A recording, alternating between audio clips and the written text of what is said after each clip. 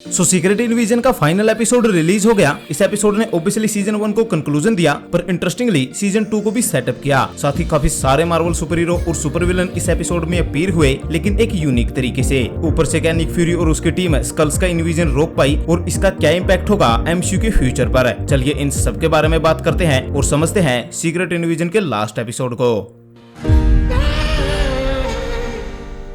तो ये एपिसोड शुरू होता है जहां निक फ्यूरी ग्रेविक से मिलने जाता है न्यूक्लियर पावर प्लांट में। अब ग्रेविक ने पिछले एपिसोड में सारे स्कल्स को मार दिया था जो एक्चुअली उसके अगेंस्ट हो गए थे, इसलिए यहाँ सिर्फ ग्रेविक ही होता है। अब यहाँ ग्रेविक एक्सप्लेन करता है कि वो ऐसा वो बुरा क्यों बना है। इसका रिस्पॉन्सिबल वो निक फ्यूरी को बताता है, क्योंकि निक फ्यूरी ने ग्रेविक को काफी यंग एज में किसी को मारने भेजा था और ग्रेविक का वो फर्स्ट किल था जिसका वो पूरे टाइम चेहरा भी लिए रहता है। खैर इस कन्वर्सेशन के एंड में निक फ्यूरी अवेंजर्स का डीएनए ग्रेविक को दे देता है और ग्रेविक उस डीएनए से खुद को सुपर स्कल में बना लेता है। साथ ही वो जब मशीन को ऑन करता है तो वहाँ निक फ्यूरी भी होता है। अब यहाँ कोई चिंता करने वाली बात नहीं होती, क्योंकि वो एक्चुअली गाया होती है जो कि निक फ्यूरी के रूप में यहाँ ग्रेविक से मिलने आई है। यानी सारे अवेंजर्स और विलन्स की सुपर पावर है ग्रेविक को तो मिलती ही है, साथ ही वो गाया को भी मिल जाती है। तो वहीं रियल निक फ्यूरी हॉस्पिटल में जाता है प्रेसिडेंट को रोडी से बचाने के लिए। इसमें सोनिया भी उसकी मदद करती है, जहाँ इन दी एंड निक फ्यूरी स्कल रोडी को मार देता है और प्रेसिडेंट को बचा लेता है। जिसके बाद प्रेसिडेंट रसिया पे हो रहे अटैक को रोकता है। तो वहीं दूसरी तरफ गाया वर्सेस ग्रेविक की फाइट होती है, जिस फाइट में दोनों कई सुपर बींग्स की सुपर पावर्स का यूज करते हैं, जैसे हल्क, कल ऑब्सिडियन, एवेनिवो, मेंटिस है और भी कई सारे।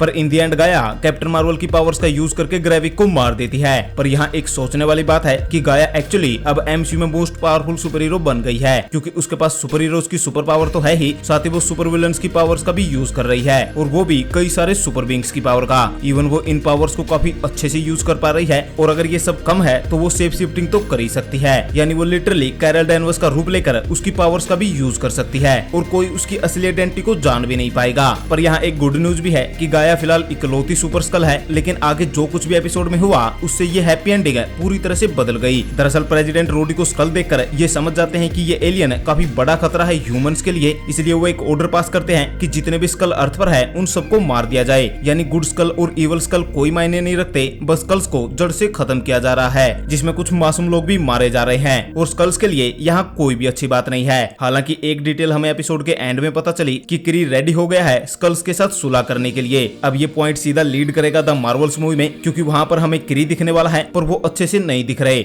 वो अभी भी कैप्टन मार्वल से हेट करते हैं और वो एक तरह से लड़ाई ही लड़ रहे हैं ह्यूमन और सुपर हीरोज के अगेंस्ट है। तो ये क्री का जो प्रपोजल है स्कल्स के साथ पीस ट्रीटी का, ये 100% है, कोई और ही बात होगी। पर हाँ, इसकी वजह से निक फ्यूरी और उसकी वाइफ है सेबर पर चले जाते हैं। अब वो वहाँ क्या करेंगे ये हमें द मार्वल्स मूवी में ही पता चलेगा। तो वहीं अगर बात करें सुपर स्कल गाया की, तो वो फिलहाल सोनिया के साथ काम कर रही है, ताकि ये दोनों एक दूसरे की मदद से अपने अपने लोगों को बचा सके। पर जो कुछ भी यूएस गवर्नमेंट कर रही है स्कल्स के साथ है, उससे डेफिनेटली क्योस ही बढ़ने वाला है, क्योंकि मिलियंस ऑफ स्कल अर्थ पर है, और अगर उन सबको एक एक करके मारा जाएगा तो डेफिनेटली स्कल्स उसका जवाब देंगे। यानी स्कल्स इन्विजन अभी भी रुका नहीं है, बस इसको एक सेकंड बिल्डअप दिया जाएगा और टाइम आने पर ये इन्विजन दोबारा से स्टार्ट हो सकता है। इस एपिसोड में कुछ लोगों को बचा लिया गया है स्कल्स की कैद से, जहाँ हमें रियल रोडी भी दिखा। हालांकि हमें ये अभी भी नहीं पता चला कि रोडी कब से स्कल था। साथ ही एवरेट रोस भी यहाँ दोबारा से अपीयर हुए। सो ओवरऑल ये काफी अच्छा एपिसोड था अगर पूरी सीरीज को कंसीडर करें, पर फिर भी एमसीयू कॉमिक्स वाले स्केल से काफी ज्यादा दूर रह गया। पर मार्वल ने एक उम्मीद भी छोड़ी है कि इन फ्यूचर सीक्रेट इन्विजन है दोबारा से हो सकता है, वो भी कॉमिक्स वाले लेवल पर फिलहाल Nick Fury the Marvels movie के इवेंट्स में दिखेगा, तो ये सीक्रेट इन्विजन 2.0 हाल फिलहाल में तो नहीं होने वाला। पर स्कल्स को जिस पॉइंट पे छोड़ा गया है तो वो एमसीयू के नेक्स्ट प्रोजेक्ट्स में दिख सकते हैं, खासकर कैप्टन अमेरिका 4 है और आर्मर वॉर्स जैसी मूवी में। सो अब आप हमें बताएं कि आपको ये सीरीज कैसी लगी। पर्सनली ये पूरी सीरीज मुझे काफी ज्यादा अच्छी लगी, कम से कम मिस मार्वल और सी हल्क जैसी सीरीज से तो कहीं ज्यादा बेहतर है।